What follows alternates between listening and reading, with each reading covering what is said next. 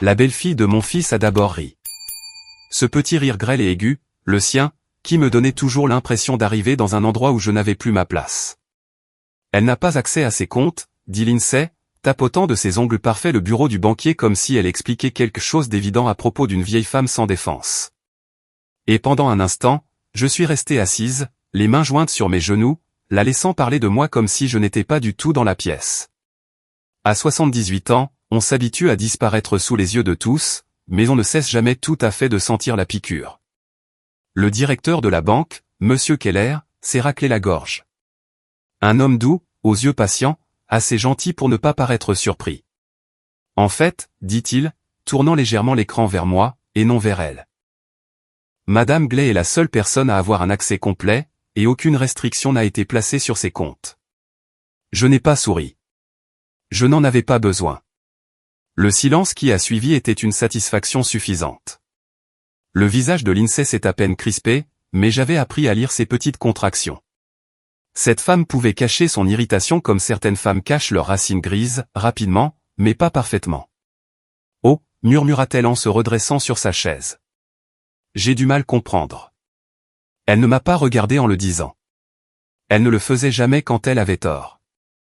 Monsieur Keller a continué, vous avez mentionné vouloir discuter d'un changement dans les autorisations, Madame Gley. Vous n'êtes pas obligé de décider aujourd'hui. J'ai hoché la tête, bien que mon esprit dérivait ailleurs, revenant sur des années de petites humiliations balayées par des sourires polis. J'étais venu ici parce que mon fils, Eric, avait dit que ce serait plus sûr si nous organisions mes finances. Il avait dit que le monde n'était pas fait pour que les personnes âgées naviguent dans les services bancaires en ligne. Il avait dit que je devrais les laisser simplifier les choses. Et, bêtement, j'étais entré en croyant qu'une conversation m'attendait. Au lieu de cela, j'ai trouvé une conclusion déjà tirée, signée et tamponnée sans moi. Je préférerais, dis-je lentement, choisissant chaque mot comme mon défunt mari choisissait les vis dans son atelier, que tout reste comme c'est pour l'instant. Lindsay m'a adressé ce sourire doux et condescendant que les gens réservent aux enfants têtus. Maman, on essaie juste de t'aider. Tu es si submergée par la paperasse. La paperasse. J'avais été comptable pendant 38 ans. Je pouvais calculer des déclarations d'impôts dans mon sommeil jusqu'à l'année de ma retraite. Mais bien sûr, dans leur esprit, la mémoire s'affaiblit dès que vos cheveux deviennent argentés. On cesse de vous faire confiance bien avant que vous ne cessiez d'être capable. Je ne suis pas dépassé, dis-je doucement. Monsieur Keller m'a regardé alors, non pas la femme âgée que les gens supposaient confuse, mais quelqu'un qui comprenait exactement ce qu'on lui enlevait. Prenez tout le temps dont vous avez besoin, dit-il gentiment. Lorsque nous sommes sortis du bureau, le soleil de fin d'hiver semblait plus froid qu'il n'aurait dû. Lindsay marchait en avant, ses talons claquant d'irritation. Eric la suivait, les épaules raides. Mon gentil garçon. Une fois, quand il était petit, il revenait en courant pour me prendre la main à chaque trottoir, craignant que je ne tombe. Maintenant, il ne me regardait pas. C'était une autre sorte de faux pas, je suppose. Dehors, près de leur voiture, Lindsay s'est finalement tournée vers moi. Tu sais, ça aurait été plus facile pour tout le monde si tu avais juste signé les papiers. Sa voix était mielleuse, mais ses yeux étaient vifs. J'imagine que oui, ai-je répondu. Elle a ouvert sa portière avec ostentation. Pense à ce qui est pratique. D'accord. Tu n'es plus jeune. L'âge. Toujours. L'âge. L'excuse que les gens utilisent quand ils veulent la permission de vous enlever des morceaux de votre vie. Je réfléchirai, ai-je dit, mais la vérité était que la réflexion avait déjà commencé. Non pas à cause de leurs suggestions, mais à cause de ce rire à la banque et de la certitude qui se cachait derrière. La certitude que j'étais quelqu'un qui ne pouvait plus détenir les clés de sa propre vie. Je me suis dirigé vers l'arrêt de bus au lieu d'accepter leur offre de me ramener à la maison. La brise froide m'a raffermi. J'ai réalisé quelque chose pendant cette courte marche. Si je ne commençais pas à me tenir à moi-même, bientôt il n'y aurait plus rien à tenir. Et peut-être, juste peut-être, c'était le jour où j'ai cessé d'être quelqu'un qui se laissait disparaître. Quand je suis rentré cet après-midi-là, la maison semblait plus lourde que d'habitude, comme si elle aussi avait surpris la conversation à la banque et emportait maintenant le poids avec moi. J'ai accroché mon manteau au fauteuil du couloir, celui que mon mari, Walter, avait sculpté il y a 40 ans, et pendant un instant, j'ai posé ma main sur le dossier en bois usé. Il m'a ancré comme sa voix le faisait autrefois. Une force tranquille. Rien de dramatique, juste une présence. La bouilloire a sifflé avant même que je réalise que je l'avais allumée. L'habitude. Le thé ne résout rien, mais il remplit suffisamment le silence pour qu'on puisse y respirer. Je l'ai versé, je me suis assise à la table de la cuisine et j'ai laissé la vapeur brouiller la pièce un instant. C'est drôle comme la mémoire fonctionne. On vit des décennies, et pourtant les choses qui refont surface ne sont jamais les grands événements. Aujourd'hui, c'était quelque chose de petit. Eric, à 12 ans, assis à cette même table, me disant qu'il avait eu une mauvaise note et qu'il avait terriblement peur de nous décevoir. Walter a ri, l'a serré dans ses bras et a dit « Fils, tu n'es pas une note. Tu es une personne. » Et Eric a pleuré dans la chemise de son père, soulagé. Où est passé ce garçon? Ou peut-être la question est-elle plus dure? Quand avons-nous cessé d'être les personnes qu'il voulait protéger? Le thé a refroidi, intact. Je suis allé dans le salon et je me suis assise dans le vieux fauteuil de Walter. Seule une lumière était allumée. Le reste de la maison était sombre, comme en fin d'après-midi. Le silence pesait sur moi. Pas hostile, juste honnête. Il vous fait voir des choses que vous avez évité de voir. J'ai pensé aux dernières années. Combien de fois l'INSEE avait-elle parlé par-dessus moi, m'avait-elle corrigé devant les autres, m'avait-elle pris le téléphone des mains parce que je pourrais mal comprendre le représentant de la banque? Combien de fois Eric avait-il demandé de l'aide, juste pour un mois, puis un autre, et un autre? Tout s'était accumulé en petites tranches, comme si quelqu'un vous rognait des morceaux quand vous ne regardiez pas. Cela se passe si progressivement que vous les remercieriez presque. Quelque part dans le tiroir sous la télévision se trouvaient des enveloppes, des dizaines d'entre elles, des reçus de factures que j'avais payés pour la rénovation de leur maison, leurs dettes, leur assurance automobile, leurs vacances. J'avais gardé chaque ticket, non par ressentiment, mais par vieille habitude. Les comptables classent tout. Nous enregistrons la vérité même quand personne d'autre ne veut la voir. J'ai ouvert le tiroir. Ce n'est pas la colère qui est montée en moi. Pas encore. C'était la tristesse. Lourde, lente, comme regarder votre arbre préféré perdre ses branches, une tempête à la fois. J'ai regardé reçu après reçu, et dans chacun, j'ai vu un espoir déplacé. Si je les aide cette fois-ci, peut-être que cela nous rapprochera à nouveau. Mais l'aide qui n'est pas appréciée devient une obligation, et l'obligation, lorsqu'elle est exigée, devient une servitude. Mes mains tremblaient légèrement et je me suis rassise, non par faiblesse, mais par la prise de conscience que j'avais vécu la dernière décennie en croyant que l'amour pouvait s'acheter avec de la générosité. Walter aurait secoué la tête. Il disait toujours, « Martha, l'affection qui doit être achetée n'est jamais une affection en laquelle tu peux avoir confiance. » Je n'ai pas écouté. Le chagrin fait de nous tous des imbéciles. Le téléphone a vibré. Un message d'Eric. « Merci encore d'être venu aujourd'hui. On parlera plus tard de la paperasse. C'est vraiment pour ton bien. Pour mon bien. » Cette phrase aussi vous rogne un petit morceau. J'ai posé le téléphone face contre table. Le soleil a plongé derrière le toit du voisin et la maison s'est encore assombrie. Je n'ai pas allumé les lumières.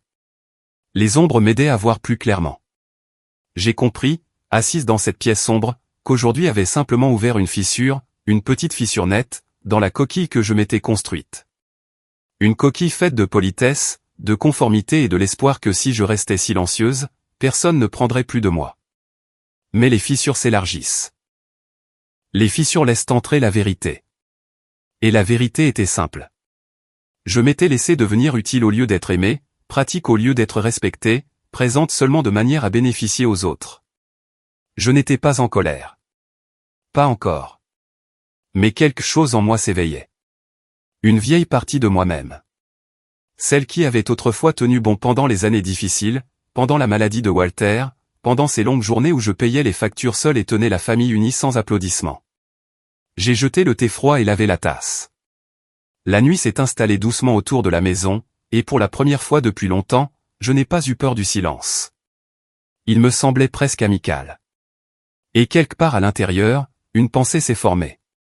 Stable, solide, indéniable. Si je ne trace pas la ligne maintenant, ils m'effaceront complètement. C'était la vérité que j'ai emportée au lit avec moi, et la vérité qui ne m'a pas laissé dormir. Le lendemain, je me suis réveillé avec le genre de lourdeur qui ne se situe pas dans le corps, mais dans l'esprit, un poids silencieux, celui qui vous dit que le monde a un peu changé, même si personne d'autre ne le remarque.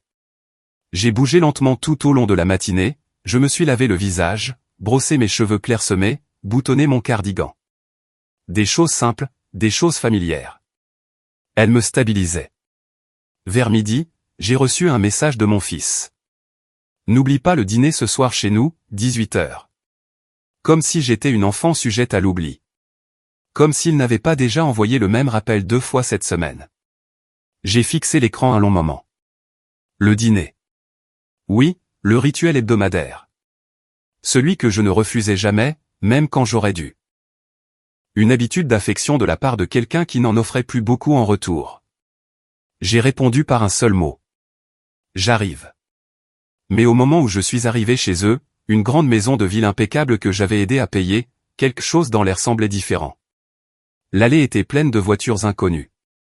Le salon brillait à travers les fenêtres, chaud et bruyant d'une manière qu'il ne l'était jamais pour nos dîners habituels. Je pouvais voir des silhouettes bouger, entendre des rires s'échapper dans l'air froid du soir. Des rires de célébration. Pas désinvoltes, pas hebdomadaires. Quelque chose de plus. J'ai sonné à la porte. Personne n'est venu. J'ai attendu. Finalement, Lindsay a ouvert la porte, vêtue d'une robe bien trop chic pour un simple repas de famille. Ses yeux m'ont parcouru. Mon vieux manteau, mes chaussures plates, mes mains jointes. Oh, a-t-elle dit, comme si elle apercevait une connaissance lointaine qu'elle reconnaissait à peine. Vous êtes là. Oui, ai-je répondu doucement. Eric m'a rappelé, 18h. Elle a hésité juste une seconde, mais c'était suffisant. À l'intérieur, des voix s'élevaient, des verres qui trinquent, une chaleur qui n'avait rien à voir avec moi. Je me suis écarté alors qu'un couple se faufilait devant elle en riant. Ils ne m'ont même pas jeté un regard. Qu'est-ce que c'est que tout ça, ai-je demandé. Avant qu'elle ne puisse répondre, Eric est apparu derrière elle. L'expression sur son visage, ce moment de culpabilité surpris, m'a tout dit avant qu'il ne parle. Maman, a-t-il dit en baissant la voix. C'est juste une petite chose, une réunion de dernière minute, des amis du travail. J'ai hoché la tête une fois. Et vous avez oublié de me le mentionner. Il a expiré, agacé. De la manière dont les gens soupirent quand ils pensent que la patience est gaspillée avec quelqu'un. Maman, on ne pensait pas que tu serais à l'aise. Ça va être bruyant et chaotique. Tu préfères les soirées plus calmes. Le voilà encore. La petite pique déguisée en préoccupation. Je vois, ai-je dit. Mais quand vous m'avez invité plus tôt cette semaine, quel genre de soirée pensiez-vous que ce serait? Il n'a pas répondu. Au lieu de cela, Lindsay a légèrement touché son bras, un geste que j'avais appris à reconnaître. Laisse-moi gérer ça. Ses doigts étaient toujours trop serrés quand elle s'efforçait de paraître douce. On ne voulait juste pas que tu te sentes déplacée, a-t-elle dit en souriant. Toujours souriante. Déplacée chez mon fils. Un soir où il m'avait demandé de venir. Derrière eux, la pièce s'est éclairée alors que quelqu'un allumait des bougies sur un gâteau. Un gâteau avec écrit « Félicitations » en lettres dorées. Une promotion, peut-être, une étape importante, quelque chose qu'il jugeait digne d'être célébré avec tout le monde, sauf la femme qui avait autrefois fait des doubles journées pour acheter à Eric des chaussures d'école dont il n'aurait pas honte. Je suis resté là, observant la scène se dérouler derrière leurs épaules et j'ai senti le froid s'insinuer dans mes mains. Pas de l'amertume, de la clarté. La prise de conscience que ce n'était pas un accident, pas la première offense, pas un oubli isolé. C'était un schéma, une décision prise il y a longtemps, peut-être inconsciemment, que j'étais décorative, optionnelle, facile à exclure. Maman, a dit Eric finalement. Pourquoi ne pas dîner un autre soir? Quelque chose juste pour nous, calme, convenable, a-t-il dit, convenable, comme si c'était un compromis poli. Comme si j'étais une invitée têtue refusant de coopérer. Lindsay a ajouté doucement, oui, un autre soir serait mieux. Mieux pour qui? Je les ai regardés tous les deux, non pas avec colère, mais avec une sorte de tendresse pour mon propre espoir insensé. Pour toutes les fois où j'avais excusé ces moments, les avais aplanis, me murmurant qu'ils ne l'avaient pas fait exprès. Très bien, ai-je dit en reculant. Un autre soir. Le soulagement a inondé leur visage. Trop rapidement, trop visiblement. Eric a fermé la porte sans attendre de voir si je m'étais détourné. Dehors, le vent était plus froid. Les lampadaires se sont allumés un par un. Je suis resté sur le trottoir alors que les rires s'élevaient derrière la porte fermée.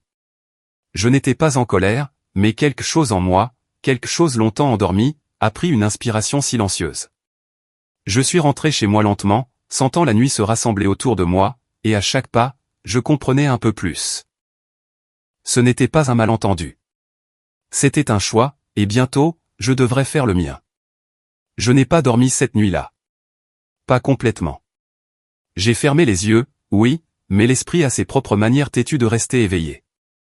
Il fouille dans les souvenirs comme une vieille couturière trie des boutons, retournant chacun, le pesant, n'en rejetant aucun. Et quelque part dans ces heures agitées, j'ai vu des choses que je ne m'étais pas permise de voir auparavant. Pas dans des scènes de drame, mais dans de petits moments, ceux qui disent la vérité mieux que les cris ne le pourraient jamais.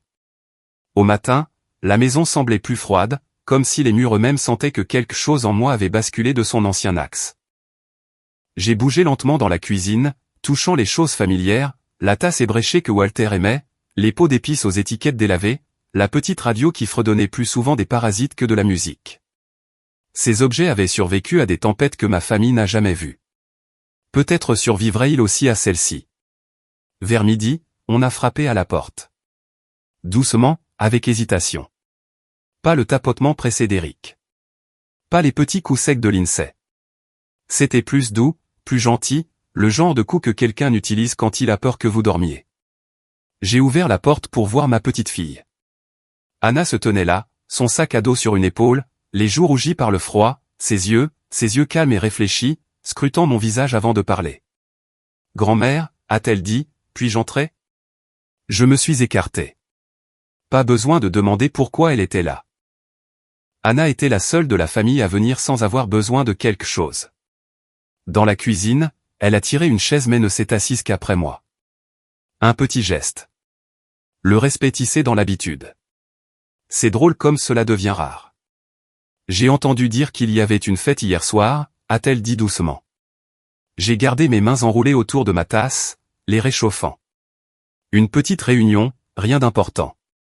Elle m'a regardé comme Walter le faisait quand je prétendais aller bien après avoir glissé sur le porche, avec une incrédulité silencieuse. Papa a dit que tout s'était décidé à la dernière minute, a-t-elle continué. Mais ce n'est pas vrai, n'est-ce pas? Je n'ai pas répondu tout de suite. Je n'en avais pas besoin. Certaines vérités planent dans l'air avant même d'être prononcées. Anna s'est finalement assise, a joint les mains et a dit à voix basse, « J'ai su que quelque chose n'allait pas quand maman m'a dit de ne pas t'en parler. C'est pour ça que je suis venu aujourd'hui. » Ces mots étaient doux, mais ils ont touché profondément. Pendant un long moment, aucune de nous n'a parlé. Le tic-tac de l'horloge de la cuisine remplissait la pièce comme un battement de cœur doux et persistant. « Tu n'imagines rien » ai-je dit finalement. Ils n'ont pas oublié. Ils ont décidé. Le visage d'Anna s'est crispé. D'abord la peine, puis la colère, puis quelque chose comme de la honte, comme si elle était responsable des choix d'adultes qui auraient dû mieux savoir. « Je suis désolé » a-t-elle chuchoté. « Tu n'as rien fait de mal » ai-je dit.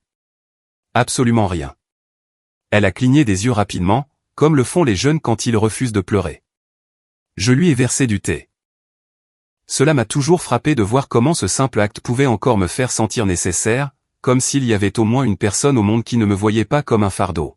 « Grand-mère » a-t-elle dit après un moment, « pourquoi les laisses-tu te traiter comme ça ?» Il n'y avait aucune accusation dans sa voix, seulement de la tristesse. J'ai pris une longue inspiration. Parce que parfois, quand tu as aimé quelqu'un pendant si longtemps, tu commences à confondre ce qu'il était avec ce qu'il est, et tu continues d'espérer que l'ancienne version reviendra. Anna a hoché la tête lentement. Mais elle ne revient pas. Non, ai-je dit, c'est rare. Elle s'est penchée en avant, les coudes sur la table comme son père le faisait quand il était petit. Alors, qu'est-ce que tu vas faire? Je l'ai regardé alors, vraiment regardé, et j'ai vu une jeune femme qui croyait encore que les gens pouvaient se défendre, même à 78 ans. Quelqu'un qui pensait encore que la vie changeait parce que nous décidions de la changer. Quel cadeau que cet espoir. Et bien que je n'ai pas répondu tout de suite, j'ai senti la vérité se former en moi.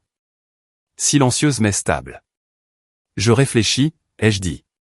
Pour la première fois depuis longtemps, je réfléchis à moi-même. Anna a tendu la main et a pris la mienne. Sa prise était chaude, ferme, pas apitoyée, simplement présente. Tu mérites mieux que, a-t-elle chuchoté. Les mots se sont infiltrés en moi comme une lente lumière du soleil. Non pas parce qu'ils étaient nouveaux, mais parce que je me sentais enfin prête à les croire. Dehors, le vent faisait claquer les vieilles branches d'érable contre la fenêtre. À l'intérieur, l'air a changé doucement, mais sans équivoque. Quand Anna est partie plus tard cet après-midi-là, elle m'a serré dans ses bras plus longtemps que d'habitude. Et quand la maison est redevenue silencieuse, je suis allé dans le salon, j'ai ouvert le tiroir avec les vieux reçus et j'ai passé mes doigts sur les bords. Je ne prenais pas encore de décision, mais je ne les évitais plus. Parfois, le changement ne commence pas par l'action, bu par le simple et têtu refus de prétendre que tout va bien. Et j'avais finalement atteint ce refus. J'ai attendu le soir avant d'ouvrir à nouveau le tiroir. Non pas parce que j'avais besoin de plus de temps. Non, la vérité était plus simple. J'avais besoin de calme. Les décisions prises dans la colère deviennent tordues comme des arbres courbés par le vent. Je ne voulais plus de tortuosité dans ma vie. Le tiroir s'est ouvert avec un doux grincement. À l'intérieur se trouvaient les enveloppes empilées si proprement qu'on aurait dit qu'elles contenaient quelque chose de précieux, mais elles ne contenaient que des reçus, de petites histoires de mon silence. J'ai sorti le paquet le plus épais et je l'ai apporté à la table. La lumière de la cuisine bourdonnait au-dessus de ma tête, un son bas et régulier. C'était juste, comme un compagnon plutôt qu'une nuisance. J'ai déplié le premier ticket. Une facture d'entrepreneur d'il y a 6 ans. La canalisation éclatée d'Éric. Il était arrivé à ma porte, de l'eau dégoulinant sur mon tapis, agité, répétant déjà des excuses. Maman, juste jusqu'à la paix. Je te rendrai chaque centime. La paix est devenue le mois prochain. Le mois prochain est devenu jamais. Un autre reçu. L'intervention dentaire de l'INSEE. Cosmétique, pas nécessaire, avait-elle dit joyeusement. Mais je ne peux pas me présenter à des réunions de clients avec une telle apparence. Elle a montré une dent parfaitement normale, et j'avais fait un chèque avant qu'elle ait fini de parler. Je me souviens avoir pensé qu'elle était juste nerveuse à propos des apparences. Maintenant, je me demande si elle a même jamais été nerveuse. Page après page, l'encre s'estompait, les dates s'étiraient à travers les années comme des empreintes de pas s'éloignant de qui j'étais. Chaque ligne racontait la même histoire. J'ai donné et ils ont oublié. J'ai donné et ils s'attendaient à plus. J'ai donné et ils sont devenus plus affamés. Certains pourraient dire, j'aurais dû fixer des limites il y a longtemps. Mais les limites sont plus faciles à tracer quand on n'a pas peur de perdre le peu de proximité qui reste. Après la mort de Walter, les enfants sont devenus le seul fil qui me liait à un sentiment de famille. Je me suis accroché à ce fil si fort qu'il m'a coupé les mains. J'ai mis les reçus de côté et j'ai pris un carnet, un simple carnet bleu que je gardais caché derrière les livres de cuisine. À l'intérieur se trouvaient des chiffres que je n'avais jamais montrés à personne. Des notes sur mes économies, mes investissements, mes comptes bancaires. Je ne suis pas riche, mais je ne suis pas non plus sans ressources. Des années de travail avec les chiffres m'avaient appris une chose. Le contrôle appartient à celui qui signe les chèques. Une force tranquille est montée en moi alors, pas dramatique, pas triomphante, juste ferme. Une force que j'avais autrefois bien connue avant que le chagrin et la solitude ne m'apprennent à me rétrécir pour m'adapter au confort des autres. Je me suis souvenu du regard de Monsieur Keller à la banque. Du respect, pas de la pitié, pas de l'impatience. Du respect. Il y avait si longtemps que personne ne m'avait regardé de cette façon que j'ai failli ne pas reconnaître le sentiment. Je suis passé à une page blanche et j'ai commencé à lister tous les paiements récurrents liés au foyer d'Éric. Suppléments d'hypothèque, assurance, frais de scolarité, même leurs services de streaming. Je m'étais laissé devenir le moteur invisible de leur vie. Et les moteurs, quand on les prend pour acquis, finissent par caler. À mi-chemin de la liste, je me suis arrêté. Mes mains reposaient tranquillement sur le papier. Je ne tremblais pas. Je n'étais pas contrarié. Je me sentais éveillé, comme si quelqu'un avait ouvert une fenêtre dans une pièce fermée depuis trop longtemps. La vérité était simple. Ils avaient construit leur confort sur mon silence, et je leur avais donné le plan. J'ai fermé le carnet doucement. Pas de vœux dramatiques, pas de déclaration grandiose. Celle-ci appartenait à des personnes plus jeunes. Ce que je ressentais était plus calme, plus certain. Il était temps de reprendre ma vie en main. Non par dépit, mais par dignité. Et bien que je n'ai encore rien dit à personne, pas même à Anna, ma prochaine étape se formait déjà au fond de mon esprit, claire et pratique. Demain, j'irai à la banque, non pas pour me disputer, non pas pour m'expliquer, mais pour commencer à défaire 15 ans de soumission silencieuse. La maison semblait immobile quand je me suis levé, comme si elle écoutait, comme si elle approuvait. Et pour la première fois depuis de très nombreuses années, je me suis senti comme la femme que Walter croyait autrefois que j'étais.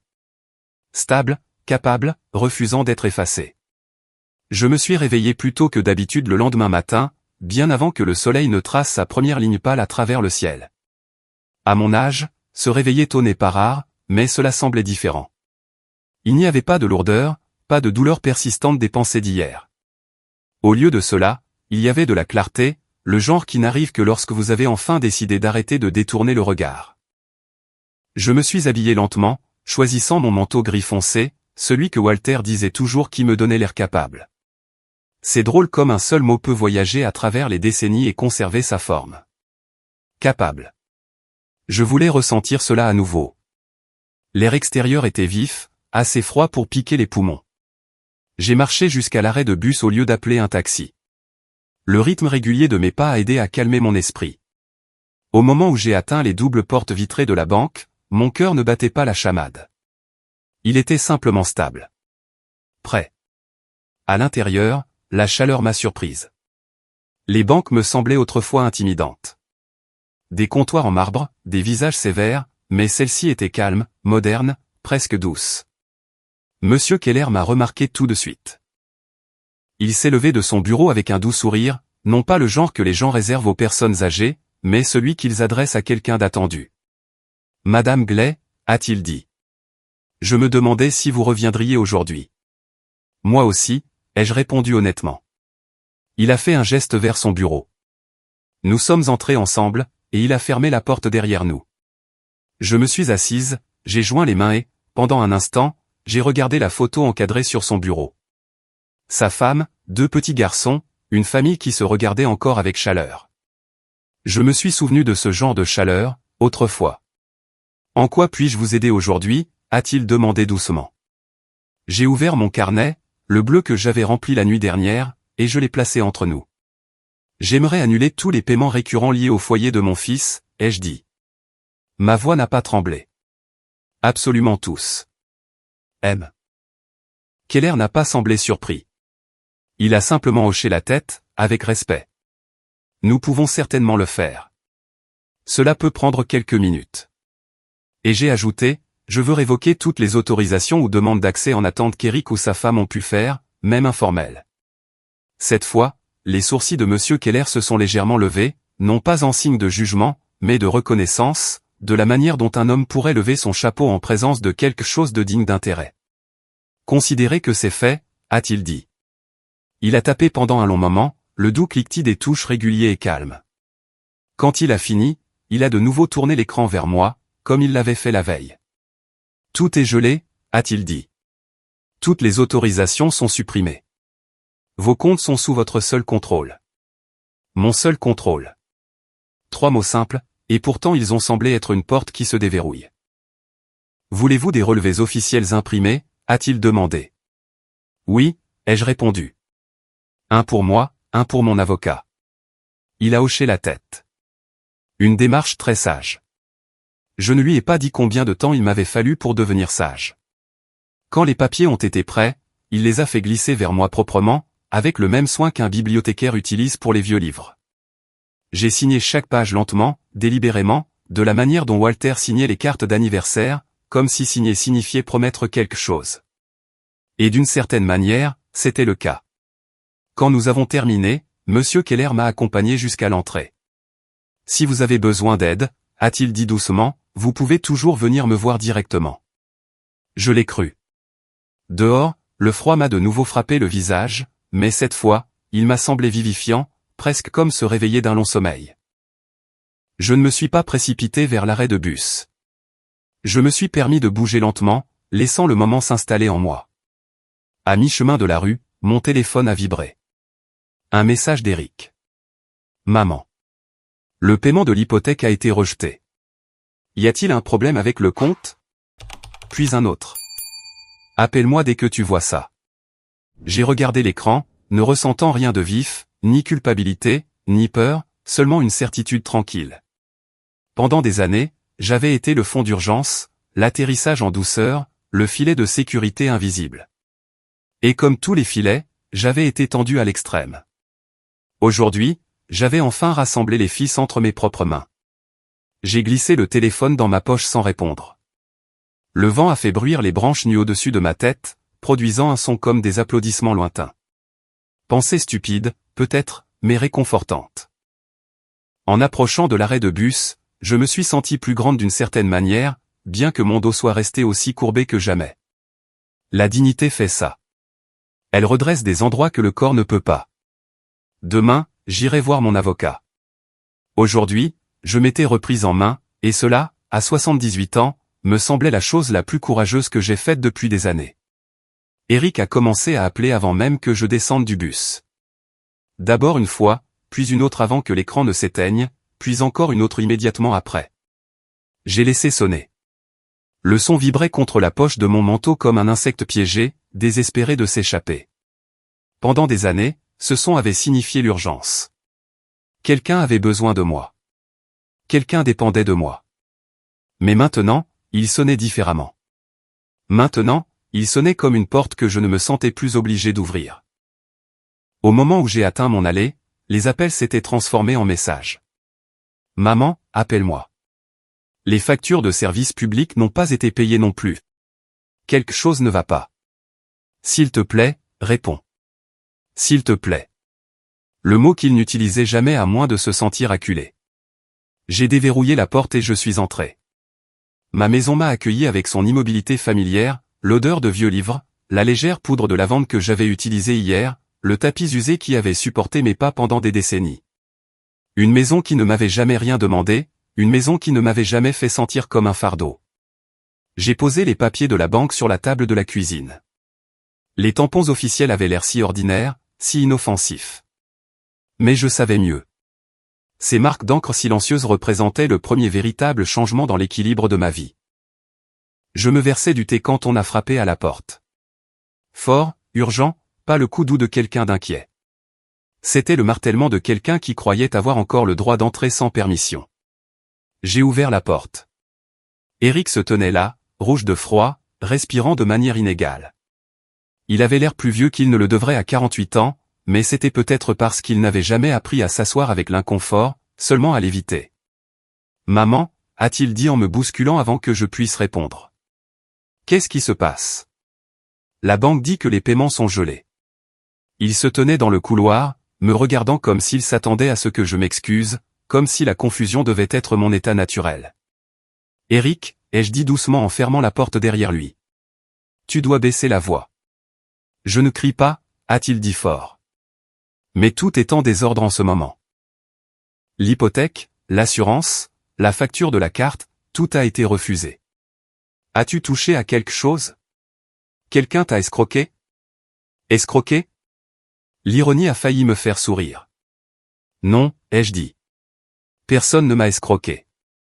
Il a expiré avec impatience. D'accord, alors qu'est-ce qui s'est passé? La banque a dit que tu avais changé quelque chose, mais c'est impossible. Tu ne le ferais pas? Je l'ai fait. Il s'est figé au milieu de sa phrase. Une étrange expression vacillante a traversé son visage. La surprise, l'incrédulité, puis quelque chose d'encore plus vif. La peur. Toi? Il a dégluti. Tu as tout annulé. Oui. Pourquoi? Sa voix s'est brisée, perdant son autorité habituelle. Maman, pourquoi ferais-tu ça? Je suis passé devant lui pour aller dans la cuisine, le laissant suivre comme il le faisait quand il était petit, sauf qu'à l'époque, il suivait avec confiance, pas avec indignation. J'avais mes raisons, ai-je dit. Ce n'est pas une réponse. C'est la seule que tu auras pour l'instant. Il m'a regardé, les yeux plissés avec une sorte de confusion blessée que seule une personne qui se sent en droit de tout peut ressentir. Cela nous affecte tous, maman.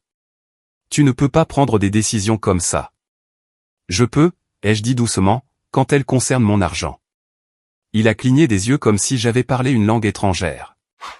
Pendant des années, mes ressources avaient été un réservoir partagé, quelque chose dans lequel il puisait automatiquement sans gratitude ni hésitation. L'idée que cela m'appartenait d'abord était inattendue. « Maman, nous avons des responsabilités », a-t-il insisté. « Des factures, des engagements, les frais de scolarité de Toby. »« Je sais », ai-je répondu. « Et ce sont vos responsabilités, pas les miennes. » Il a passé une main dans ses cheveux, le même geste qu'il faisait enfant quand il cassait quelque chose et ne savait pas comment l'expliquer. « Ce n'est pas toi, ça, a-t-il dit finalement. Tu es déraisonnable. » Déraisonnable, un mot utilisé pour les femmes qui cessent de donner la priorité à tout le monde. Je me suis assise à la table. Eric, ai-je dit doucement. Pendant des années, j'ai aidé parce que je le voulais, mais l'aide s'est transformée en attente, puis en obligation, et quelque part là-dedans, le respect a disparu. Il est resté très immobile. Qu'est-ce que ça veut dire? Ça veut dire, ai-je dit en le regardant dans les yeux, que je ne me sens pas vu. Ni en tant que mère, ni en tant que personne. Il a ouvert la bouche, l'a refermée, puis a dit la seule chose à laquelle il pouvait penser. C'est à cause d'hier soir? Une petite mensonge, une exclusion silencieuse, une soirée sans moi. Mais ce n'était pas la racine. Seulement l'étincelle. C'est à cause de nombreuses nuits, ai-je répondu. Le silence s'est installé entre nous, dense et inévitable. Il a regardé autour de la cuisine, comme s'il la voyait pour la première fois. La pile de papier bien rangée, les reçus organisés, l'ordre calme d'une vie qu'il supposait en train de s'effondrer. Tu l'as vraiment fait, a-t-il chuchoté. Oui. Il a laissé échapper un long soupir tremblant. Maman, on a besoin de cet argent. Alors vous devrez trouver un moyen sans moi. Il m'a regardé, et pour la première fois depuis de nombreuses années, j'ai vu un homme, pas un fils. Un homme réalisant que la fondation sur laquelle il s'était appuyé n'était plus sous lui. S'il te plaît, a-t-il dit finalement. Pas en commandant, pas en exigeant, juste en demandant. Reconsidère. J'ai secoué la tête. Non, Eric, pas cette fois. Il est parti sans claquer la porte, ce qui m'a surprise. Peut-être a-t-il senti le changement. Peut-être savait-il que le terrain avait changé pour nous deux. Quand le silence est revenu, il était différent. Pas solitaire, pas creux, juste honnête. Et je savais que ce n'était que le début. Je pensais qu'Eric reviendrait ce soir-là, peut-être avec des mots plus calmes ou une tête plus claire. Mais ce n'est pas Eric qui s'est présenté. C'était Lindsay. Son coup à la porte était sec, pas frénétique comme le sien, mais déterminé, comme quelqu'un qui annonce son autorité. J'ai ouvert la porte juste assez pour voir son visage. Elle portait un manteau bien trop fin pour l'hiver, mais c'est son expression qui m'a frappé. Composée, impeccable, et absolument certaine qu'elle était sur le point de résoudre un problème que, selon elle, j'avais causé. Puis-je entrer, a-t-elle demandé, bien que son ton suggère qu'elle l'était déjà. Je me suis écarté par habitude, non par invitation. Elle est entrée et a immédiatement regardé autour d'elle, jugeant la propreté de ma maison comme on inspecte une chambre d'hôtel pour y trouver des défauts. Elle a posé son sac à main sur la table avec un clic délibéré. Eric m'a dit ce qui s'est passé, a-t-elle commencé, s'asseyant avant que j'aie eu la chance de lui offrir une place. Et je pense qu'il y a eu un malentendu. Je me suis assise en face d'elle, les mains jointes. Il n'y a pas de malentendu. Elle a eu un petit rire, le même qu'à la banque, celui qui dépouillait de sa dignité tout ce qu'il touchait. Martha, nous savons tous à quel point les finances peuvent devenir confuses à votre âge. Personne ne vous blâme, mais vous avez causé de vrais problèmes en gelant ces paiements. Mon âge, ai-je répété doucement. Elle a fait un geste de sa main manucurée. Il n'y a pas de honte à avoir, mais nous devons remettre les choses en ordre. L'hypothèque, l'assurance, les frais de scolarité, tout cela dépend de votre stabilité. Je l'ai regardé, la confiance dans sa posture, la certitude qu'elle comprenait ma vie mieux que moi, qu'ils la comprenaient tous. Stable, ai-je fait l'écho. C'est pour ça que vous avez dit à Monsieur Keller que je n'avais pas accès à mes comptes? Pour la première fois, son expression a vacillé. C'était une mauvaise communication, a-t-elle dit rapidement. Non, ai-je répondu, ma voix stable. C'était une supposition, et une supposition bien commode. Elle s'est redressée, réalisant que la conversation ne se déroulait pas comme elle l'avait répété. Martha, vous devez comprendre quelque chose. Eric et moi avons des responsabilités. Notre vie dépend de la cohérence. Vous nous avez toujours soutenus. Soutenu, ai-je dit. Ou porté. Sa bouche s'est crispée. Vous êtes dramatique, a-t-elle répondu. J'ai secoué doucement la tête. Non, Lindsay. Je suis clair. Elle a inspiré brusquement. Eh bien, la clarté va dans les deux sens. Sans votre contribution, nous serons à la traîne. Réalisez-vous dans quelle position vous nous mettez? Le voilà. Pas de l'attention, pas de l'inquiétude, la peur de perdre son confort. Votre position, ai-je dit doucement, est la vôtre à gérer. Elle m'a regardé, déstabilisé. Vous faites une erreur. Peut-être, ai-je dit, mais ce sera mon erreur. Elle a laissé échapper un petit rire incrédule. Je ne pense pas que vous saisissiez à quel point vous dépendez de nous. J'ai étudié son visage, sans méchanceté, sans colère, la voyant simplement pour la première fois sans excuse. Et je ne pense pas, ai-je répondu, que vous ayez jamais saisi à quel point vous dépendiez de moi. Silence, épais, inattendu. Sa confiance a vacillé. Elle a attrapé son sac à main, puis s'est arrêtée. Eric vous aime, a-t-elle dit sèchement. Nous vous aimons tous les deux. Nous essayons juste de vous aider. Je me suis levé. L'aide commence par le respect. Je ne l'ai pas ressenti depuis longtemps. Pendant un instant, quelque chose de vulnérable a vacillé dans son expression. De l'irritation mêlée d'incrédulité. Mais en dessous, le plus léger soupçon de peur. Parce qu'elle comprenait, peut-être pour la première fois, que l'équilibre avait changé, que la femme qu'elle sous-estimait ne pouvait plus être dirigée ou adoucie. Elle s'est levée sans un autre mot et s'est dirigée vers la porte. Avant de sortir, elle a dit doucement, vous appellerez quand vous serez prête à être raisonnable. On pourra régler ça alors. J'ai rencontré son regard. Je suis raisonnable. C'est pourquoi j'ai fait les changements. Le vent extérieur a attrapé ses cheveux alors qu'elle sortait sur le porche. Elle a hésité comme si elle attendait que l'ancienne version de moi la rappelle. Je ne l'ai pas fait. La porte s'est fermée doucement. Pas un claquement, pas une sortie faite dans le triomphe ou la colère, juste une fin. Et quand le silence est revenu, il était différent. Ni vide, ni solitaire, juste le mien. Eric est venu le lendemain après-midi, comme je savais qu'il le ferait. Pas avec Lindsay cette fois. Non, il est arrivé seul, les épaules raides, la mâchoire serrée. La façon dont les hommes ont l'air quand ils se préparent à dire quelque chose qu'ils ne veulent pas dire, mais sentent qu'ils le doivent. Il n'a pas frappé fort. 3 petits coups, presque hésitants, comme s'il n'était pas sûr de la version de sa mère qui allait répondre. J'ai ouvert la porte et je me suis écarté sans un mot. Il est entré tranquillement, retirant ses gants avec des mouvements lents et distraits. Je pouvais dire qu'il avait répété ce qu'il allait dire. Eric n'avait jamais été doué pour les conversations non structurées. Ses pensées avaient besoin de frontières, de scripts, d'explications.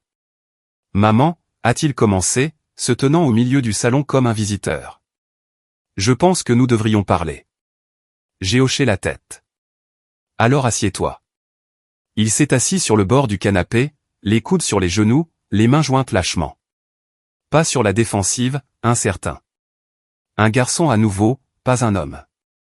Je me suis assise en face de lui dans le fauteuil de Walter, sentant son poids familier sous moi. Je m'inquiète pour toi, a-t-il dit. Trop rapidement, trop répété. Hier, tout s'est passé si vite. Tu nous as toujours aidés, et puis soudainement, tu as tout changé. Il a levé les yeux vers moi, attendant que j'explique son malaise.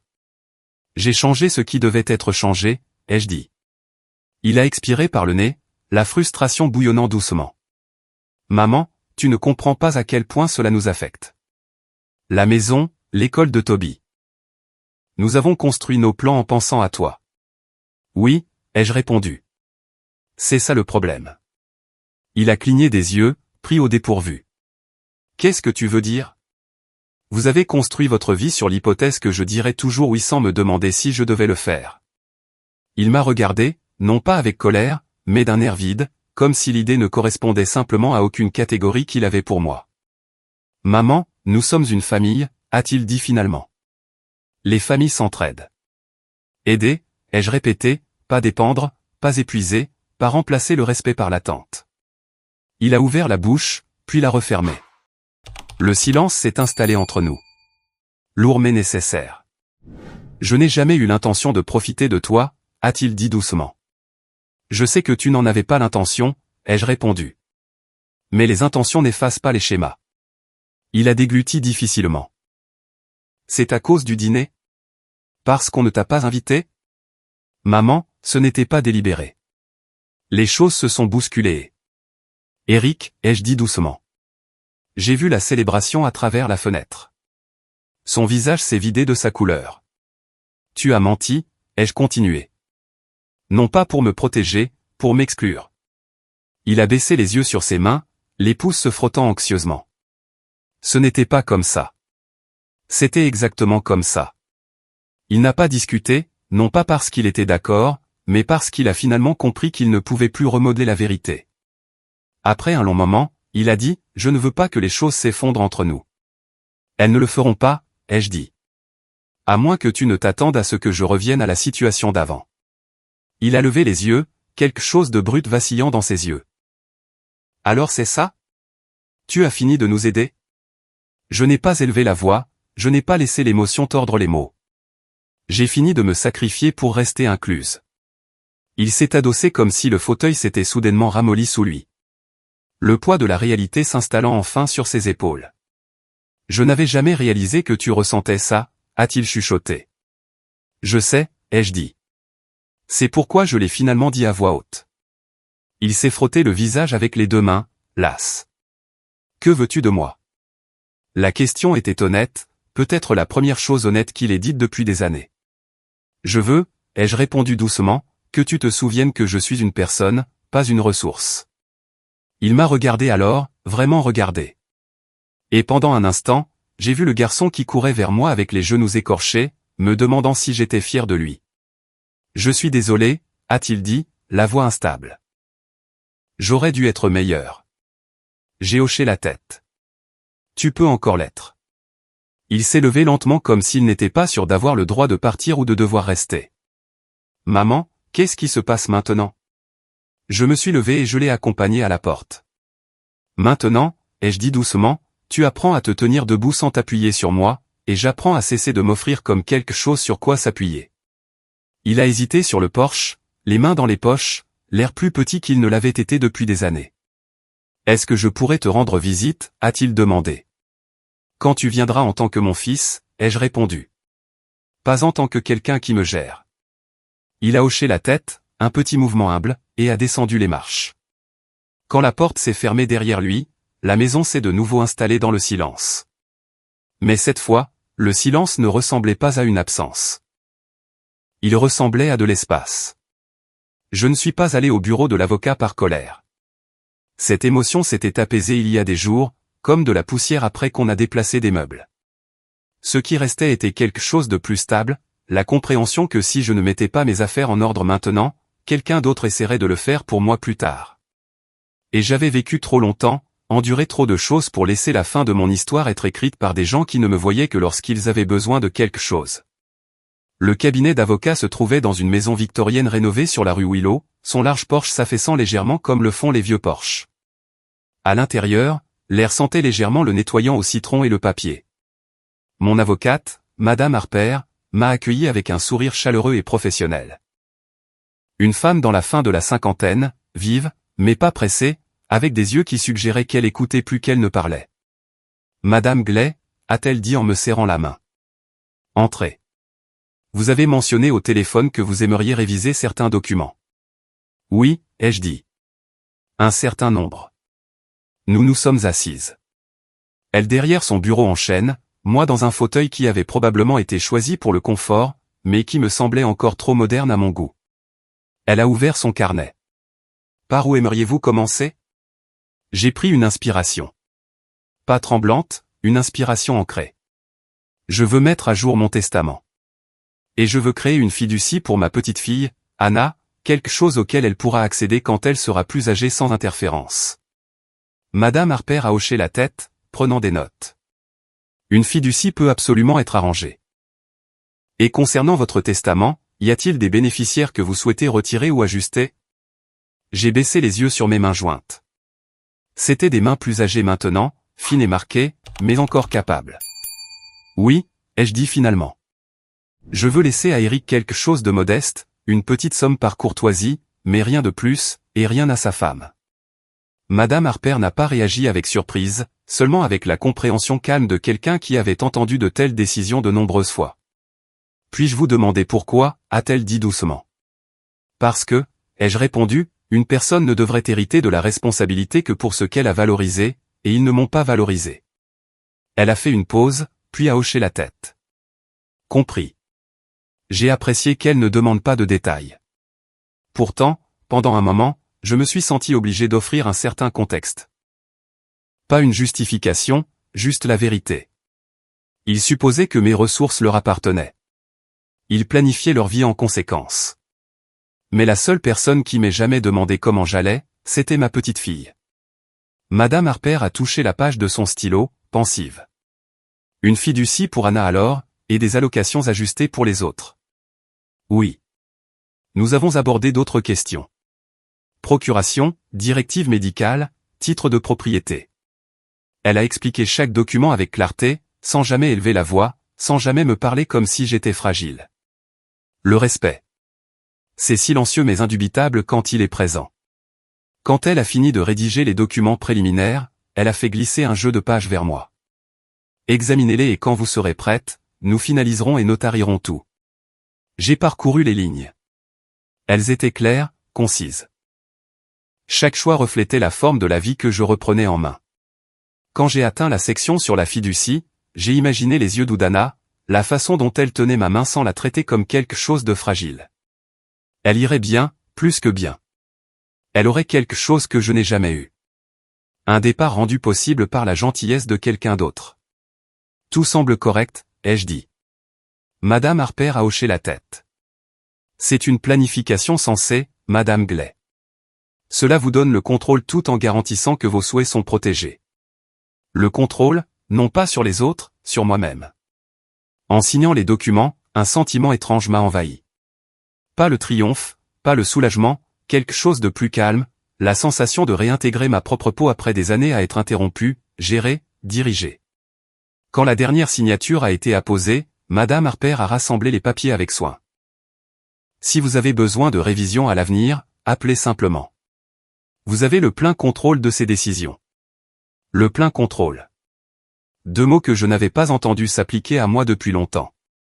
Quand je suis sorti, le soleil d'hiver s'était déplacé, assez bas pour projeter de longues ombres, assez brillant pour réchauffer mes épaules. J'ai marché lentement vers l'arrêt de bus, le dossier de documents soigneusement rangé sous mon bras. Un homme qui passait m'a tenu la porte en sortant. « Prenez votre temps », a-t-il dit avec un sourire facile. C'est ce que je faisais déjà. Pour la première fois depuis des années, mon avenir me semblait m'appartenir à nouveau. Pas emprunté, pas supposé, pas dû. Le mien. La maladie arrive différemment à mon âge. Elle ne frappe pas. Elle se glisse à travers les fissures. Un frisson dans les os, une lourdeur dans la poitrine, une lassitude qui s'installe non pas sur le corps, mais derrière les yeux. 2 jours après avoir rencontré mon avocate, je me suis réveillé avec ce poids familier qui pesait sur mes côtes. Pas dangereux, juste insistant. J'ai fait du thé, mais je ne pouvais pas le goûter. La maison semblait plus froide, bien que le thermostat n'ait pas changé. J'ai enroulé une couverture autour de mes épaules et je me suis installé dans le vieux fauteuil de Walter. Ma respiration était courte, fatiguée. L'âge est un visiteur patient. Il ne se presse jamais, mais il rappelle toujours. Je n'avais pas peur. J'avais vécu trop longtemps pour craindre l'inconfort. Ce que je craignais, c'était d'être considéré à nouveau comme fragile, comme quelqu'un qui avait besoin d'être géré. Alors, je n'ai pas appelé Eric. Je n'ai appelé personne. Mais Anna m'a appelé. Grand-mère, a-t-elle dit dès que j'ai répondu. Tu as une drôle de voix. Ça va? Elle entend tout. Le tremblement dans un seul mot, une tension cachée sous la politesse. Elle a dû hériter ça de Walter. Il pouvait lire le silence mieux que la plupart des hommes ne lisent les journaux. Je suis juste fatigué, ai-je dit. Ce n'est rien. Fatigué? Comment? A-t-elle insisté doucement. J'aurais pu mentir. Mais la vérité me semblait plus sûre avec elle. Le genre qui ne disparaît pas avec le sommeil. Elle était chez moi en 20 minutes. Anna est entrée précipitamment, les joues rouges et un sac d'épicerie pendant à son poignet. Assieds-toi, a-t-elle dit doucement, laissant déjà tomber son manteau sur une chaise. Elle a déballé de la soupe, des craquelins, du thé au gingembre, 2 citrons et un petit pot de miel. Des choses simples, des choses attentionnées. Grand-mère, a-t-elle dit en s'agenouillant à côté de moi. Tu aurais dû appeler. Et dire quoi? Ai-je répondu. Que la vieillesse fait ce que la vieillesse fait. Elle a froncé les sourcils, posant une main fraîche sur mon front. Tu es chaude et tu es pâle. J'ai 78 ans. C'est presque une description de poste. Elle n'a pas ri. Elle n'a pas grondé. Elle s'est simplement déplacée dans la cuisine avec une efficacité douce, chauffant la soupe, préparant le thé, tirant une couverture du placard à linge. Elle ne m'a pas traité comme quelqu'un qui s'éteignait. Elle m'a traité comme quelqu'un de précieux. Anna, ai-je dit quand elle a apporté le plateau, tu n'as pas besoin de t'agiter. Elle a levé les yeux, le regard stable. Je ne m'agite pas. Je prends soin de toi. C'est différent. J'ai senti quelque chose se desserrer dans ma poitrine. Pas la maladie, mais le vieux nœud de solitude que je m'étais noué après la mort de Walter. Toutes ces années à croire que j'étais seul simplement parce que personne ne venait. Pourtant, elle était là, elle venait. Elle est restée des heures, étudiant à table pendant que je somnolais par intermittence. De temps en temps, j'ouvrais les yeux pour la trouver en train de me regarder avec cette expression pensive qui lui était propre. Protectrice mais pas possessive. Est-ce que mon père t'a appelé aujourd'hui, a-t-elle demandé doucement lors d'un de ces moments. Non. Le fera-t-il éventuellement, quand les conséquences deviendront trop bruyantes pour être ignorées? Elle a hoché la tête, sans surprise. Grand-mère, regrettes-tu de l'avoir aidé toutes ces années? J'ai réfléchi à cela. Regret est un mot tranchant, trop tranchant pour ce que je ressentais.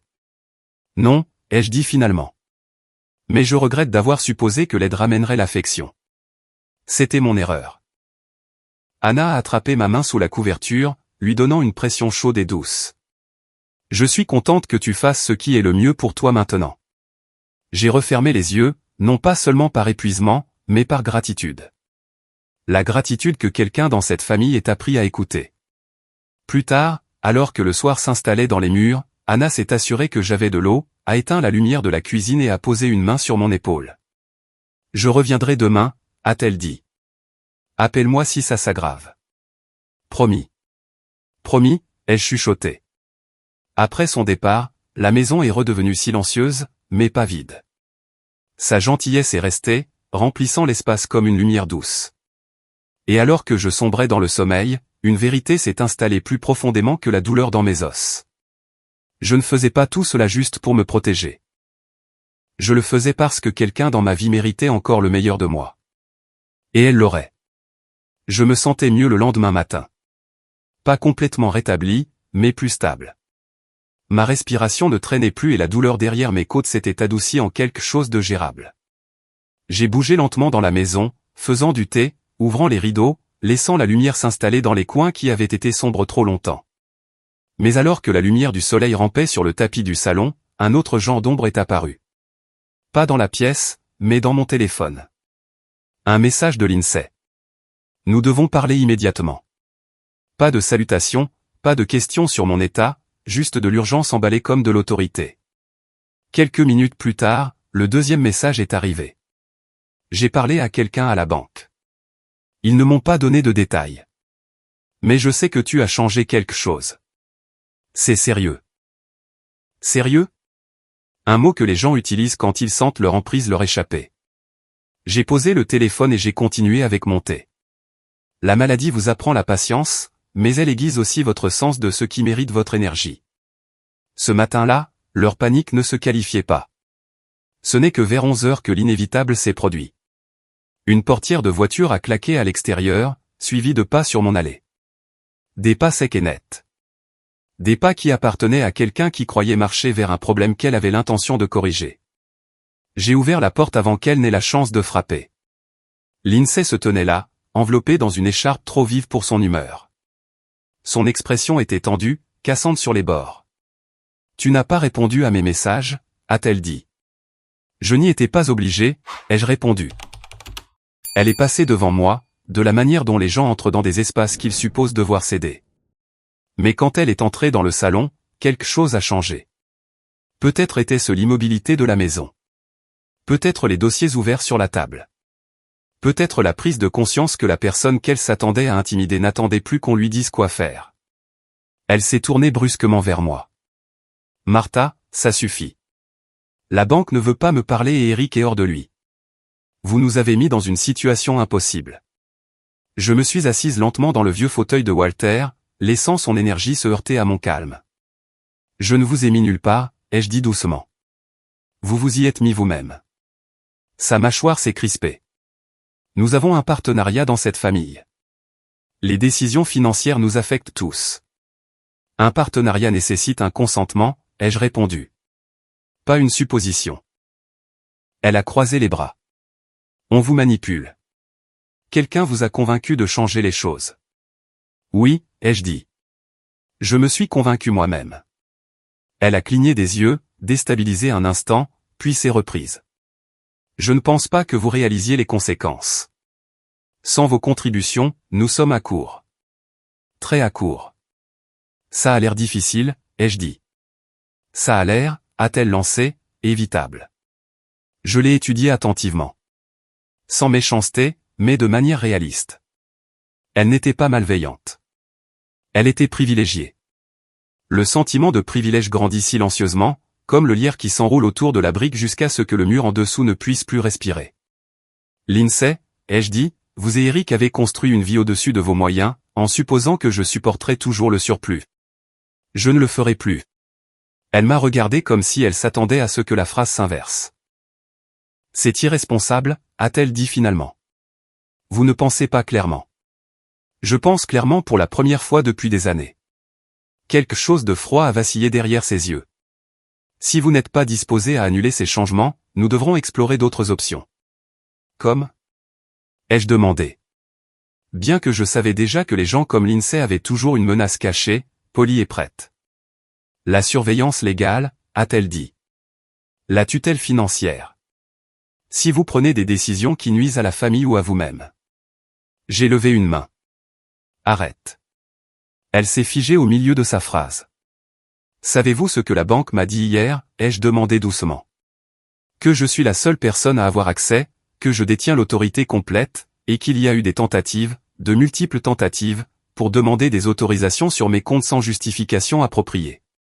Ses joues ont rougi. J'aidais. Non, ai-je dit. Vous vous prépariez. Le silence s'est installé entre nous. Elle m'a regardé alors, non pas avec irritation, mais avec quelque chose de bien plus révélateur. La peur. Pas de moi, mais du sol mouvant sous ses pieds. D'un avenir où je n'étais pas une ressource inépuisable. Je ne suis pas votre adversaire, a-t-elle dit enfin, la voix plus douce. Je veux juste de la stabilité. Nous le voulons tous, ai-je répondu. Mais la stabilité construite sur l'effacement de quelqu'un d'autre n'est pas de la stabilité. C'est de la dépendance déguisée en normalité. Ses épaules se sont légèrement affaissées, la première fissure dans sa certitude. S'il vous plaît, a-t-elle dit finalement, reconsidérez. J'ai secoué la tête. Non, Lindsay. Je ne reconsidérerai pas d'être traité comme si ma vie appartenait à quelqu'un d'autre. Elle est restée très immobile. Puis, sans un autre mot, elle a pris son sac à main et s'est dirigée vers la porte. Sur le seuil, elle a fait une pause comme si elle attendait que l'ancienne version de moi la rappelle. Je ne l'ai pas fait. La porte s'est fermée doucement. Pas un claquement, pas une sortie faite dans le triomphe ou la colère, juste une fin. Et quand le silence est revenu, c'était comme si un souffle revenait dans un poumon longtemps comprimé. Je n'étais pas fragile. Je n'étais pas confuse. Je n'étais pas à eux de gérer. J'étais simplement enfin moi-même. 2 jours se sont écoulés avant qu'Eric ne revienne. Pas avec l'urgence frénétique d'avant, ni avec la certitude impeccable de Lindsay. Il est venu lentement, marchant sur le chemin avec les mains dans les poches, les épaules arrondies, comme si l'air d'hiver pesait différemment sur lui maintenant. Il ressemblait à un homme approchant une vérité qu'il ne pouvait plus fuir. Il n'a frappé qu'une fois. Quand j'ai ouvert la porte, il n'est pas entré immédiatement. Il est resté là, étudiant mon visage, cherchant peut-être de la colère, de la douceur ou une ouverture. Mais je n'avais rien de tout cela de près pour lui. Je n'avais que l'honnêteté. « Maman » a-t-il dit doucement. « Pouvons-nous parler ?» J'ai hoché la tête et je me suis écarté. Il est entré dans le salon, mais au lieu de s'asseoir sur le canapé comme d'habitude, il a plané près du fauteuil de Walter, le siège qu'il ne prenait jamais. Puis, presque à contre-cœur, il s'y est installé. Le geste m'a surprise plus que tout ce qu'il avait dit récemment. C'était comme s'il avait besoin du souvenir de son père derrière lui. Pendant un moment, il n'a pas parlé. Il s'est juste frotté les paumes des mains. Des cercles lents et instables. J'ai réfléchi, a-t-il dit finalement, la voix basse. À tout ce que tu as dit, à ce que j'ai dit, à la façon dont les choses ont été. J'ai attendu. Le silence n'est pas vide quand on l'utilise avec soin. Parfois, il devient un miroir. Quand papa est mort, a-t-il continué, fixant ses mains. J'ai pensé que je devais m'occuper de tout. J'ai pensé que j'étais censé te protéger. Mais quelque part en cours de route, je suppose que j'ai commencé à croire que la seule façon d'aider était de contrôler. Il a expiré de manière tremblante. Et puis, quand tu as continué à nous aider, quand l'argent a résolu les problèmes que je ne savais pas comment gérer, j'ai laissé cela devenir la norme. Je me suis dit que c'était temporaire. Puis j'ai arrêté de le remettre en question. Je n'ai toujours pas parlé. Il a levé les yeux vers moi alors, vraiment regardé, et j'ai vu quelque chose d'inhabituel dans ses yeux. Pas le sentiment de droit, pas l'impatience. Quelque chose de plus profond, quelque chose de plus proche du garçon qu'il était autrefois. Celui qui courait pieds nus dans la cour et s'accrochait à mon tablier quand le tonnerre secouait les fenêtres. Je n'avais pas réalisé à quel point c'était allé loin, a-t-il chuchoté. À quel point je comptais sur toi, à quel point nous comptions tous sur toi, et à quel point je donnais peu en retour. Sa voix s'est brisée. Ce soir-là, le dîner, j'aurais dû t'inviter. J'aurais dû dire à Lindsay que je n'irais pas sans toi. J'aurais dû. Je ne sais pas être meilleur. Tu aurais pu, ai-je dit doucement. Mais tu ne l'as pas fait. Il a hoché la tête, déglutissant difficilement. Je sais. Les mots n'étaient pas une défense. C'était un aveu. Puis est venue la phrase autour de laquelle il tournait. La façon dont nous étions me manque. Je l'ai senti. Une douce douleur. Pas assez vive pour blesser, mais assez forte pour me le rappeler. On ne peut pas revenir en arrière, lui ai-je dit gentiment. Mais il est toujours possible d'aller de l'avant. Il s'est essuyé les yeux, embarrassé. Je ne sais pas comment réparer ce que j'ai cassé. Tu commences, ai-je dit, par te tenir sur tes propres pieds, et par me voir comme quelqu'un qui se tient toujours sur les siens. Il a de nouveau hoché la tête, plus lentement cette fois. Le genre de hochement de tête qu'un homme fait quand il arrête enfin de se fuir. Maman, a-t-il dit, la voix épaisse. Est-ce que tu m'aimes toujours? Je me suis adossé, laissant la vérité s'installer dans ma poitrine avant de l'offrir. Bien sûr que je t'aime, ai-je dit. Mais l'amour sans respect ressemble à une ombre. J'ai besoin de retrouver la substance. Il a fermé les yeux. Une seule larme a glissé sur sa joue. Pas dramatique, pas enfantin. Juste une reconnaissance silencieuse de ce qu'il avait failli perdre. Je veux faire mieux, a-t-il chuchoté. Pour toi, pour moi. Je crois que tu peux, ai-je répondu. Mais cela prendra du temps, de la constance et de l'honnêteté. Il a hoché la tête, absorbant chaque mot. Pour la première fois depuis des années, le silence entre nous ne semblait pas tendu. Il semblait possible. Avant de partir, il a hésité à la porte. Puis-je revenir, a-t-il demandé doucement. Pas pour quelque chose, juste une visite. Quand tu viendras en tant que mon fils, ai-je dit. Tu seras toujours le bienvenu. Il a de nouveau hoché la tête, reconnaissant, humble, et a descendu les marches lentement, comme s'il ne voulait pas briser le moment. Quand la porte s'est fermée, j'ai senti quelque chose changer dans l'air. Pas encore le pardon, pas la résolution, mais quelque chose de plus doux, quelque chose qui commençait, une porte se rouvrant, non pas vers le passé, mais vers un avenir façonné par la vérité au lieu du silence. Les jours qui ont suivi ont été plus calmes que je ne l'avais prévu, pas vides. C'était l'ancien genre de calme, celui qui s'installe quand on attend quelqu'un qui ne vient jamais. Ce nouveau calme était différent. Il avait une forme. Il avait un souffle. C'était comme une pièce enfin rendue à son propriétaire légitime. J'ai suivi mes routines à un rythme plus doux. J'ai fait de courtes promenades, même quand l'air était vif contre mes joues. J'ai préparé du thé le soir et je me suis permis de m'asseoir sans but. Personne à préparer, aucune attente qui tirait sur l'ourlet de mes pensées. C'est une chose étrange de découvrir combien d'espace les besoins d'une autre personne peuvent occuper dans votre vie. Et encore plus étrange de découvrir qu'une fois cet espace vidé, vous ne vous y effondrez pas. Vous vous développez. Un après-midi, je me suis retrouvé dans le grenier à trier des boîtes que j'évitais depuis des années. Pas des boîtes émotionnelles. Celles-ci appartenaient à une autre époque, mais les boîtes pratiques. De vieux rideaux, des manteaux d'hiver, quelques outils que Walter gardait même après avoir cessé de réparer des choses. La poussière flottait dans la lumière oblique du soleil, des souvenirs adoucis. J'ai ramassé une courte pointe délavée que ma mère avait cousue des décennies auparavant. Les points étaient inégaux, les couleurs dépareillées, mais la tenir, c'était comme ouvrir une fenêtre sur une vie que j'avais vécue autrefois. Plus simple, plus pauvre, mais en quelque sorte plus honnête. J'ai réalisé, en me tenant là, que ma vie avait été en pause pendant si longtemps, suspendue entre le chagrin et l'obligation, et que maintenant, lentement, elle se dégelait. Plus tard cette semaine-là, j'ai rejoint un cercle de lecture communautaire à la bibliothèque. Rien d'élaboré. 6 femmes de mon âge lisant de courts romans et en parlant comme le font les femmes quand elles ne ressentent plus le besoin d'impressionner qui que ce soit. Leur voix était douce, chaude, portant le poids d'années vécues pleinement, douloureusement, courageusement. Quand je parlais, elles écoutaient. Non par pitié, par intérêt. Cela m'a surprise de voir à quel point cela comptait. J'ai commencé à faire de petites sorties, le marché fermier, une foire d'art locale, même un atelier de poterie où mes mains modelaient l'argile avec la maladresse de quelqu'un qui réapprenait à exister. Je n'étais pas doué. Mais l'habileté n'était pas le but. Me sentir à nouveau dans le monde était suffisant.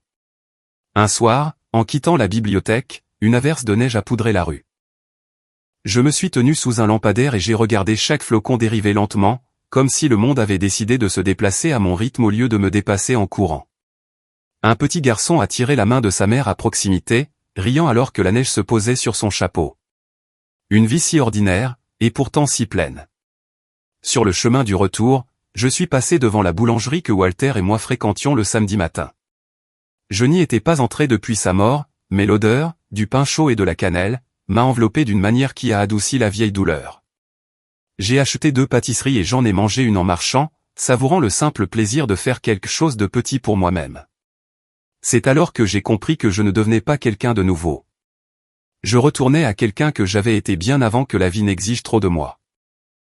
Cette nuit-là, j'ai réaménagé un coin du salon, déplacé un fauteuil plus près de la fenêtre, posé une pile de livres sur la table, mis un vase de chrysanthèmes frais à côté de la vieille photo de Walter. Un espace calme, une revendication de territoire. Le téléphone a sonné une fois. Eric prenait des nouvelles. Ne demandant rien. Ne tournant pas autour d'une faveur. Juste un court appel. Un appel honnête. Salut, maman. Comment te sens-tu aujourd'hui? Mieux, lui ai-je dit. Plus légère. Il a hésité. Je suis content. Et je l'ai cru. Après l'appel, je me suis assise dans mon nouveau coin et je me suis permis de ressentir la vérité de ces petits changements. Rien de dramatique, rien de cinématographique, mais réel. La vie n'était pas soudainement brillante ou facile. Mais elle était à nouveau mienne, petit à petit.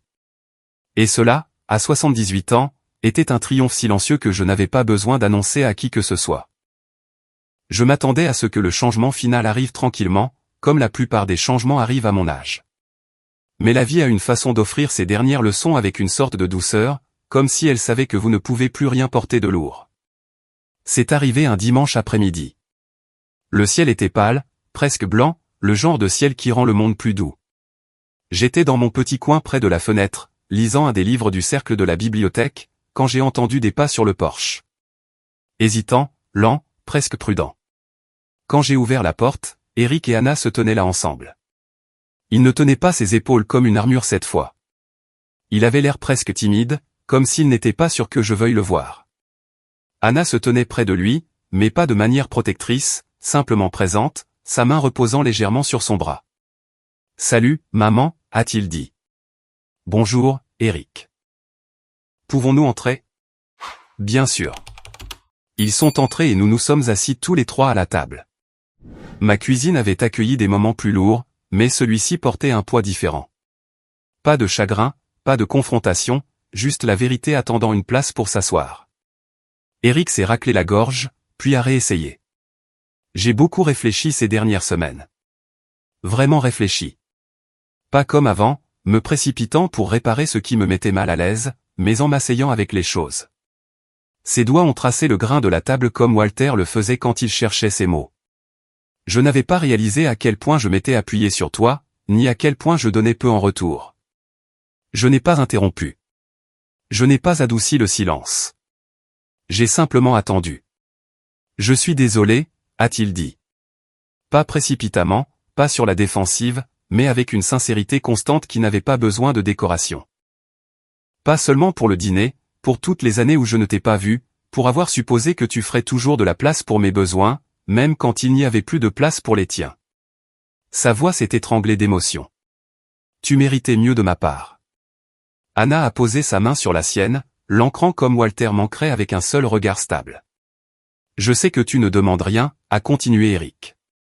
Mais je veux, il s'est arrêté, cherchant ses mots. Je veux construire une relation différente avec toi, une qui ne soit pas basée sur le fait de prendre. J'ai laissé le silence s'étirer.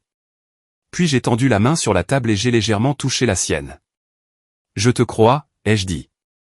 Et te croire est suffisant pour aujourd'hui. Il a hoché la tête, le soulagement adoucissant ses traits. Nous avons parlé un peu plus de rien d'urgent, de son travail, des études d'Anna, du livre que je lisais. Le genre de conversation que les familles ont quand elles se font assez confiance pour n'avoir besoin de rien l'une de l'autre, si ce n'est de la présence. Avant de partir, ils m'ont serré dans leurs bras. Pas par culpabilité, pas par peur, mais par amour. Un amour redécouvert, différent. Un amour d'adulte. Un amour qui n'exige ni ne suppose, mais qui se tient simplement là. Quand la porte s'est fermée derrière eux, la maison s'est de nouveau réchauffée. Non pas parce que quelque chose de dramatique avait changé, mais parce que quelque chose d'essentiel s'était enfin installé à sa juste place, la dignité, la mienne et la sienne. Je suis retourné dans mon petit coin de lecture et je me suis assise, laissant la lumière d'hiver se répandre sur mes genoux. J'ai ressenti une sorte de paix que je n'avais pas connue depuis des années. Non pas la paix qui vient du fait d'être nécessaire, mais la paix qui vient du fait d'être entière. Ma vie n'était pas parfaite. Elle ne l'avait jamais été. Mais elle était à moi maintenant. Chaque centimètre, chaque choix, chaque limite, chaque matin calme et chaque soirée douce. Et je me suis dit, non pas avec triomphe, mais avec une satisfaction calme, je n'ai rien gagné. J'ai simplement cessé de me perdre. Alors que le soleil descendait plus bas, j'ai fermé mon livre et j'ai regardé par la fenêtre, observant le léger scintillement du givre se déposer le long de la clôture. Une femme peut reconstruire sa dignité à tout âge. Une mère peut se reprendre en main même après des années à être négligée. Et une famille peut renaître, non pas de l'obligation, mais de l'honnêteté. Si vous êtes resté silencieux trop longtemps, si vous vous êtes rétréci pour faire de la place aux autres, si vous avez confondu l'utilité avec l'amour, que mon histoire soit un petit rappel. Il n'est jamais trop tard pour se choisir. Jamais trop tard pour se lever doucement. Jamais trop tard pour reprendre sa vie en main avec des mains stables et calmes. Et si cela a touché quelque chose en vous, partagez-le, dites-le à quelqu'un, ou laissez un mot derrière vous. Des histoires comme les nôtres ne devraient pas être vécues en silence.